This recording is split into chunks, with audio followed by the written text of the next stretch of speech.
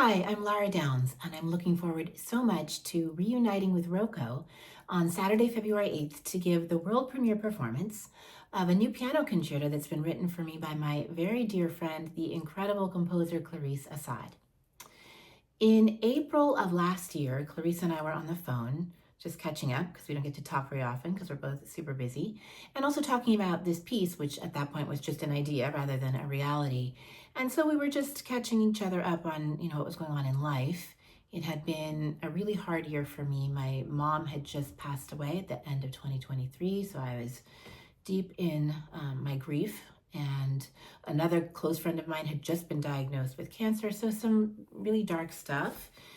And, also some beautiful things. And Clarice had a 1-year-old baby at home. So lots of extremes of joy and sadness, I think, for both of us. And that's what we were talking about. And we were talking about those things in the context of light and darkness, and how, as you go through your life, both in your inner world and in the world at large, there just seem to be these dark things that you have to get through. And I guess the further along you go in your life, you realize that there is always light at the end of those things, but nevertheless, you have to get through them. And all of a sudden I said, Clarice, there is the total eclipse happening today. It was the day of the total eclipse and everybody was hoping to see it. And we realized that that was a beautiful title for the piece and a beautiful metaphor for exploring light and darkness, shade and color in music and in life.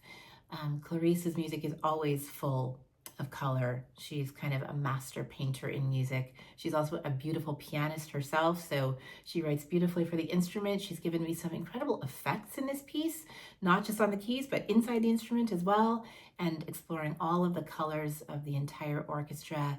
So I'm just thrilled about this piece. It's so extraordinary. There are moments of just really kind of sublime beauty.